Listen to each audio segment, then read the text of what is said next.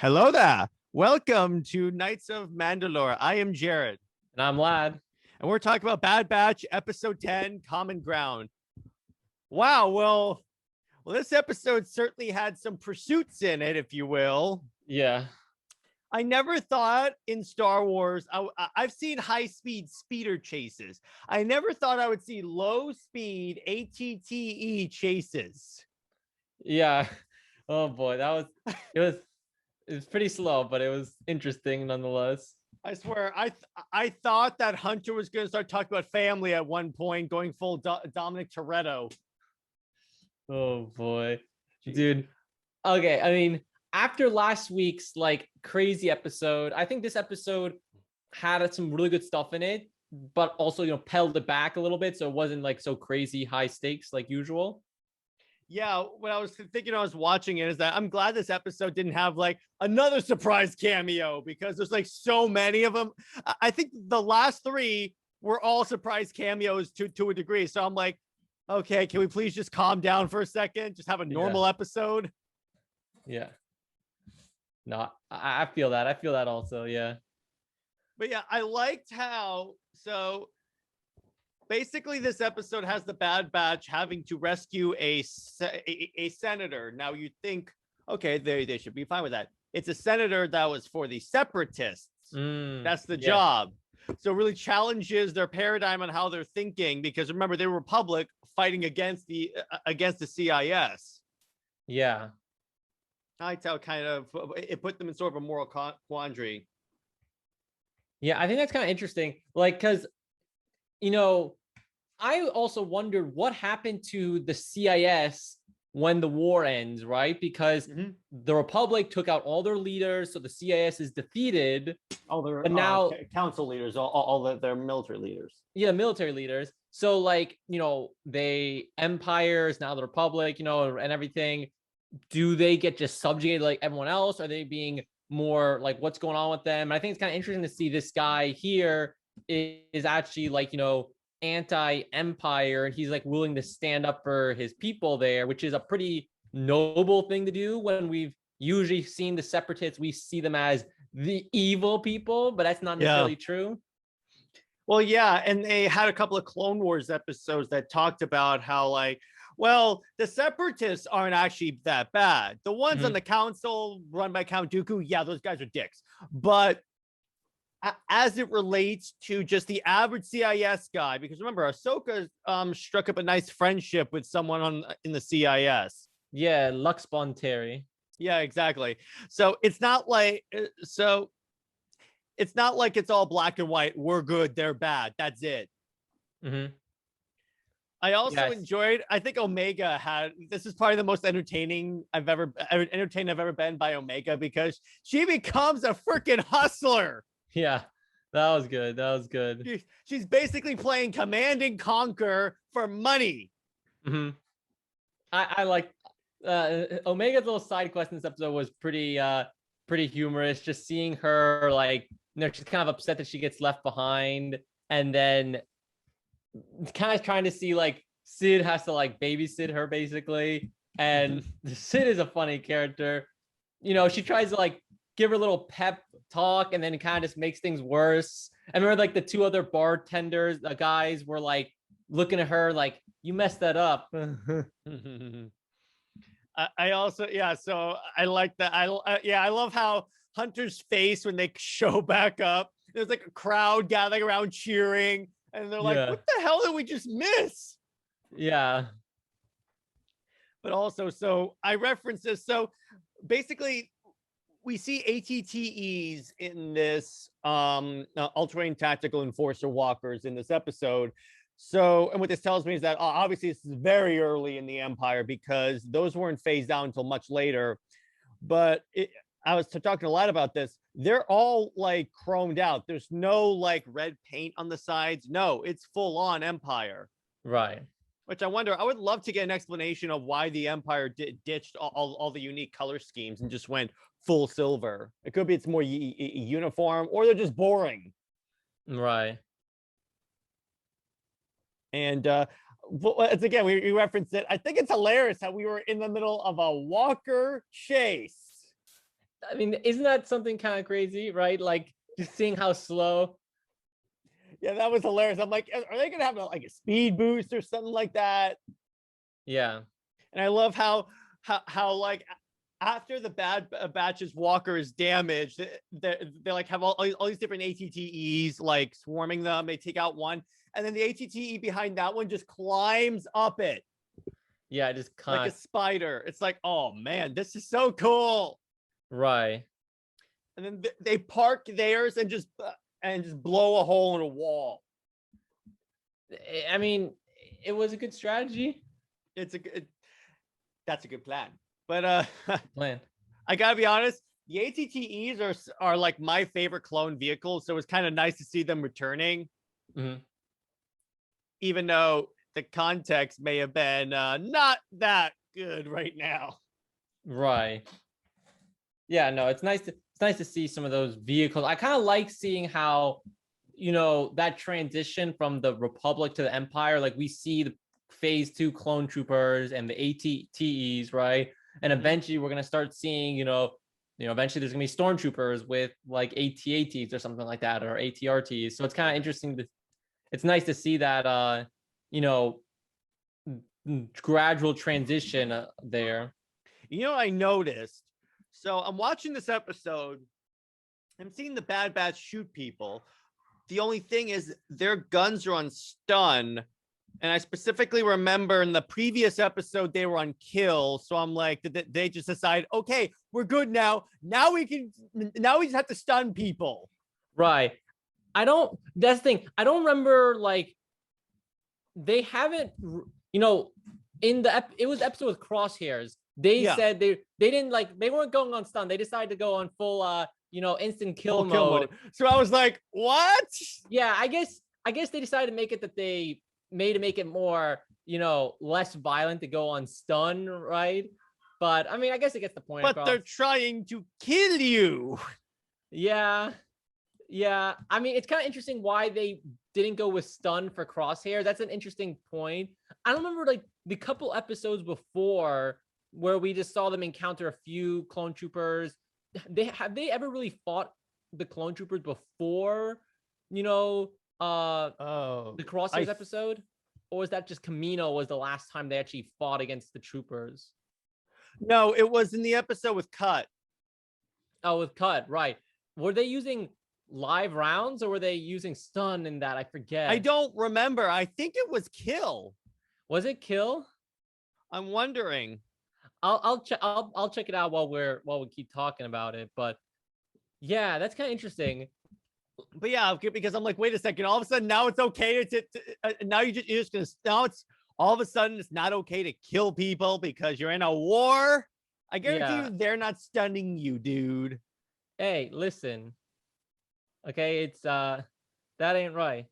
Once again, what I did like is that if you notice, again, the clone troopers, I guess we can call them stormtroopers now, their voice like microphone things that you can hear their voice now. It sounds exactly like the episode 4 stormtroopers. In other words, it's super like, I guess, microphony. It doesn't sound like the Bad Batches stuff. Oh, they have like a little distortion now and stuff. Yeah, like the stormtroopers did. And I've noticed that was pretty much since episode 2 of the show. So they immediately established that change. Right. And you notice there was episode 2 also that no more colored clone armor. So they just immediately, I love how they just immediately start. Yeah, these are going to turn out to be stormtroopers. Mm-hmm. Because we do know the first. I'm sorry, go ahead. So I'm reviewing the footage from the Cut LaQuaine episode 2, and they were using live rounds when they're shooting the stormtroopers. Like they were going full blast. There you go. I'm so like, wait a second. Why is that like a new thing then that they're just gonna like? Are they going to be using stun when they fight against clone troopers from now on? Originally, when they were inside the building trying to get to the senator, I thought, oh, that's so the guys outside don't hear a blaster shot. I thought it was like them going suppressed. Right. But when they're outside fighting clones with the walker, and I'm like, it's like they're like ziplining down to the walker and they're stunning people. I'm like, what? Right. These guys are gonna kill you. Yeah. Yeah, I think you're right. Yeah, it's kind of interesting. I mean, I guess the stun works. It's kind of just that's an interesting thing to just really look at and be kind of keep an eye out for. Like maybe that's just a new direction they decided to go with the Bad Batch, just make them not use the live rounds. But It could be that they're trying to show that now that the Bad Batch knows that the chip can be like disabled, they're trying to save as many clones as possible. I see what you're saying. Yeah, that's a good point. Because if we're going with the theory that on Camino there's a switch that you can hit that'll turn off the chips instantaneously without removing them, we know that they're probably like, let's not kill everyone here. Right. Okay, that's kind of interesting. Yeah, I feel like that might be what caused them to have their change. I didn't think about that. But now There's that no they other. I'm sorry. Go ahead. No, go ahead, go ahead. There's no other like logical explanation for why all of a sudden they change. Yeah, like all of a sudden they just decide to stop using kill mode. Yeah, it's like Batman. He's like, okay, don't worry, no killing in this context. Right.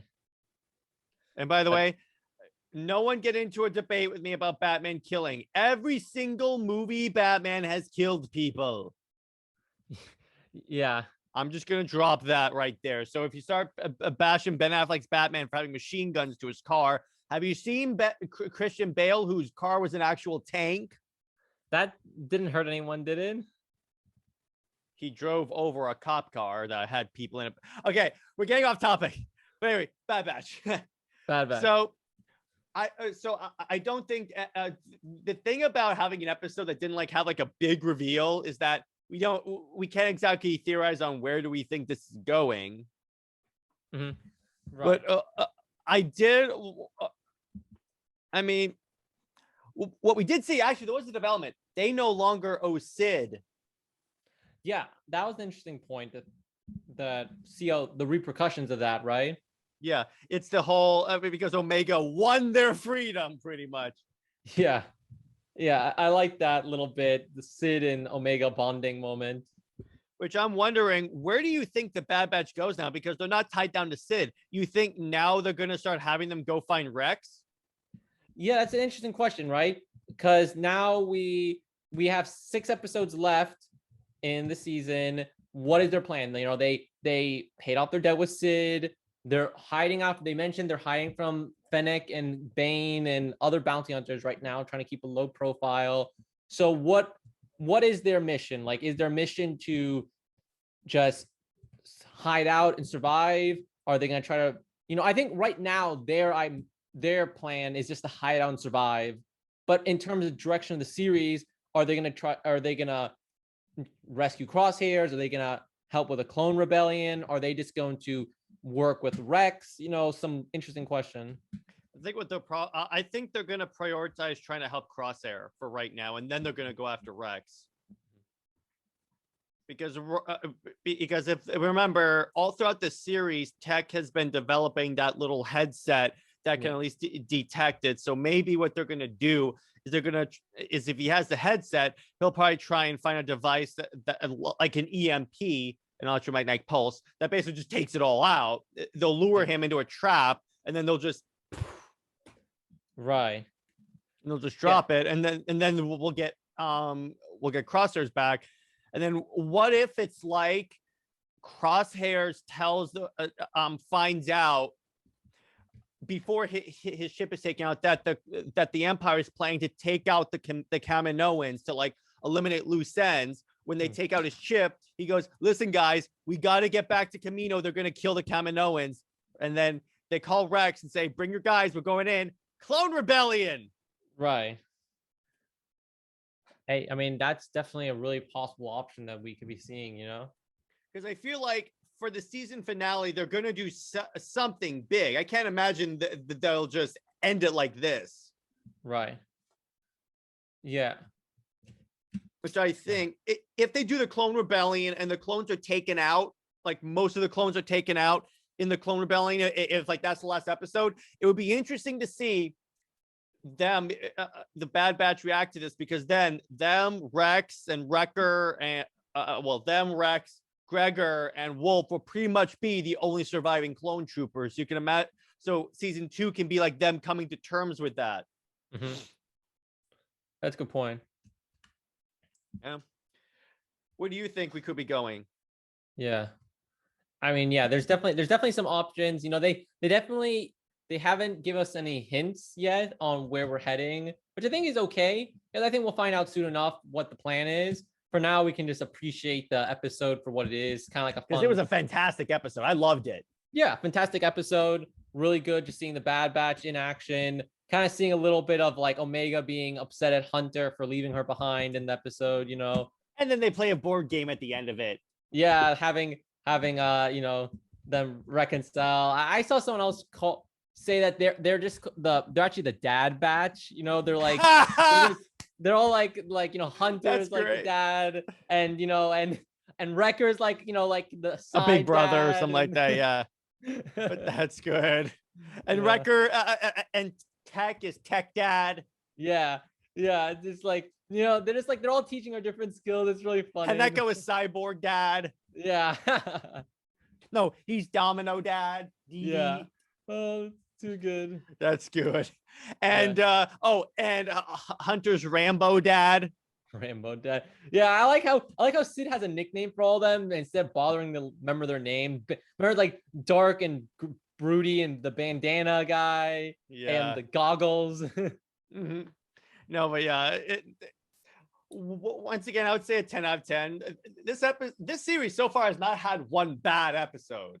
Yeah, and even like remember we said the Martez sisters, like, oh no, is it going to be a bad episode? And then it actually was really great, and the Martez sisters really redeemed themselves with being fun characters in it. So the problem with I don't blame the characters of the Martez sisters for why I didn't like them in Clone Wars. I just felt like if there were too many episodes for their thing, it just dragged on. You could have done this in 2. If they didn't have to change anything about those characters, it didn't help that this was before the freaking siege of Mandalore. Yeah, they've been hyping this up for years. I'm like, I want to see the Mandalorians. Now there's a question there. Do you think we'll see Mandalorians? That's a good question. I guess it's only a matter of time till they pop up in the series. You know, they always like to pop up. Yeah, that's just a wasted opportunity if they don't. Maybe they'll be like season 2 guys that like the Bad Batch go to for help. And then what if season 2 is like building toward the Mandalorian purge? Yeah. That'd be interesting to kind of see a little bit of that. It's like somehow they're there for like all the big moments in Star Wars. They're like the Forrest Gump. Oh boy. And it'd be hilarious if like they go to Korriban for some reason and they see Revan's mask and that's like Revan's gonna canon. Yeah. Oh man. No. I'm telling you, if they did a Knights of the Old Republic series in this animation style, can you imagine? It would be so hype. They didn't even have to don't do the game. Just do the Mandalorian Wars. Call it the Mandalorian Wars. Call it the Mandalorian Wars. And just have the series follow like Revan, Malik, Bastila, like few characters. Yeah. They can do it. Come on, Filoni. Make me love ya. That'd be really hype. I feel like what Filoni's doing is he's basically saying, okay, people like Legends. I'm gonna slowly put more of Legends in here. Mm-hmm. Because we had like Filoni is doing what they should have been doing forever, listening to what the fans want. Because Lord knows that if Lucasfilm had really had their way, I guarantee you Omega would have been Rey as a little girl. If somehow that would have worked, or like she was the first step toward Rey or something like that. She was like young Rey, frozen in carbonite or something, and she gets frozen and when she's thawed out, she's actually on Jakku. Yeah. But yeah, so once again, fantastic series. I am very much enjoying this, just like I knew I would, because once again, it's Republic Commando, except post Order 66. Yep. Anyway, Alad, do you have anything else you want to bring up about this episode? No, thoughts? Really just really fun so far. Yeah, just It's great. Feels great to just check it out every week. Yeah, it's definitely fun. We'll be back on either Friday or Monday with your regularly scheduled Bad Batch coverage. And yeah, remember, hand shot first. McClunky.